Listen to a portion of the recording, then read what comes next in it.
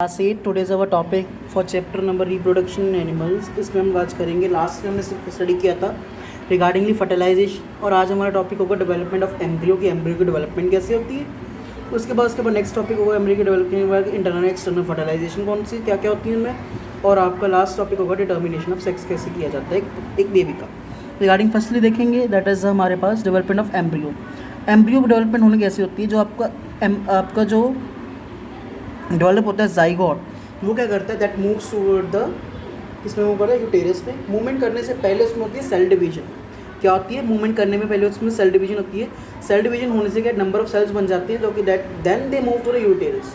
Uterus में move करने में वहाँ पे इम्प्लांटेशन होती है जाइगोट की, वहाँ पे प्लांटेशन कर लेते हैं। प्लांटेशन में अपने को फिक्स कर ले फिट कर लेता है वॉल्स पे यूटेरस, और वहाँ पे भी उसकी ग्रोथ कंटिन्यू होती है। वहीं पे उसको न्यूट्रिशन प्रोवाइड होता है from the blood of the mother's blood से, वहाँ से उसको क्या मिलती है that is a nutrition provide होता है, और वहाँ से फिर वो ग्रोथ एंड डेवलपमेंट होती है। आफ्टर फ्यू वीक्स क्या होता है वो उसमें जो एम्ब्रियो की डेवलपमेंट होनी शुरू होती है। एम्ब्रियो में कन्वर्ट होने के बाद क्या होता है आफ्टर कन्वर्जन टू एम्ब्रियो, जब वो एम्ब्रियो में कन्वर्ट हो जाता है तो एम्ब्रियो में कन्वर्ट होने के बाद दैट कन्वर्जन उसके बाद उसकी बॉडी में डिफरेंट फ्यू वीक्स कुछ हफ्तों के बाद क्या होता है बॉडी पार्ट्स डेवलप होने शुरू होते हैं, जैसे हेड हो गया, नोज़ हो गया, ईयर्स हो गए, आइज़ होगी, लेग्स होगी, ये डेवलपमेंट होती है। उस स्टेज पे एम्ब्रियो को कहते हैं foetus.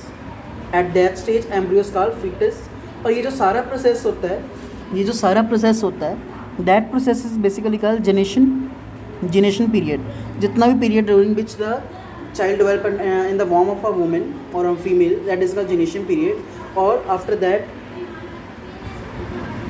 the formation of the baby take place and the birth of the baby take place. This is how the process of development of embryo take place. Firstly क्या होता था regardingly जो आपका zygote था that moves to uterus, cell division के बाद uterus में move होने के बाद वहाँ से कंटिन्यू मूवमेंट होती थी, and this is how the process carry on. और नेक्स्ट है इसके बाद हमारे पास that is internal and external fertilization और टाइप्स ऑफ फर्टिलाइजेशन। इसमें इंटरनल फर्टिलाइजेशन क्या होती है, internal fertilization is that type of fertilization which takes place inside the body और inside the females body.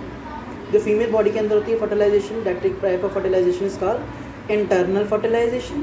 For example देखो ऑल द ह्यूमन बींग्स जितने हो गए, मैमल्स हो गए, इंक्लूडिंग द ब्लू व्हेल्स जो होती हैं, these type of the animals carry out the process of the internal fertilization. Secondly इसमें क्या होता है स्पर्म जो होता है that is deposited inside the females body.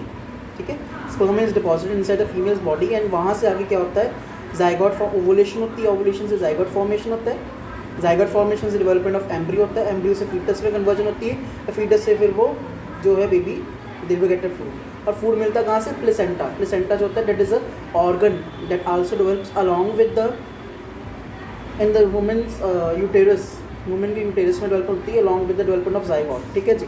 अब इसके बाद देखो नेक्स्ट है इन एक्सटर्नल फर्टिलाइजेशन। अब एक्सटर्नल फर्टिलाइजेशन के बारे में बात करेंगे। एक्सटर्नल फर्टिलाइजेशन क्या होती है, external fertilization is that type of fertilization which takes place outside the female's body, which takes place out of the female's body।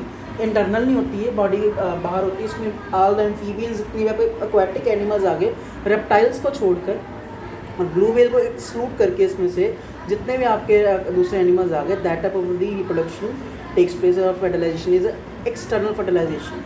अब इसमें होता क्या है, मेल्स जो होते हैं फॉर एग्जाम्पल लेता हूँ, फ्रॉग जो होता है that lay down the large number of sperm जो है रिलीज़ करता है, and the female also release the eggs.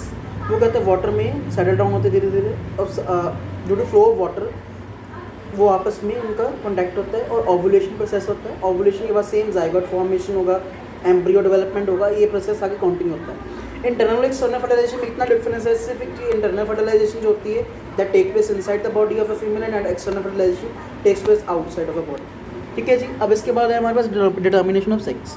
हमारी बॉडी में क्रोमोसोम्स कितने हैं, 23 क्रोमोसोम्स है, 23 पेयर्स है, 46 क्रोमोसोम्स है, 23 पेयर्स है, हर एक पेयर में 2 क्रोमोसोम्स होते हैं। ओके, तो 2 क्रोमोसोम्स जो हमारे पास होते हैं हमारी बॉडी में होते हैं, उनमें से 22 पेयर्स होते हैं, मेल्स में भी फीमेल्स में भी जो 22 पेयर्स होते हैं, 22 पेयर्स 22 पेयर्स होते हैं, 22 पेयर्स होते हैं, दे आर सेम अलाइक होते हैं।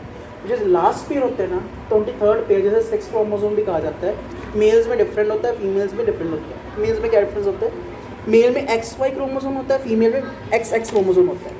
अब जब भी स्पर्म अब पता कैसे लगता है कि मेल चाइल्ड होगा या फीमेल गर्ल चाइल्ड होगा, वो कैसे पता लगा, एक्स जो एग है उसका एक्स स्पर्म के साथ अगर कनेक्ट हो जाए and that it will lead to the formation of zygote, that is a female child. क्योंकि नेक्स्ट एक्स जो होता है that is a female hormone, ठीक है. एंड आल्सो इन द अगर एक्स एग का कनेक्शन आपका वाई स्पर्म से हो जाए then it is at to formation of zygote of the male child. Boy child की बर्थ होती है, बॉयल चाइल्ड की फॉर्मेशन होती है इनसाइड द वॉर्म of the women. This is how the determination of sex takes place. Hope so आपका clear हो गया होगा. For any doubts you can concern in the teachers audio box. Okay, thank you.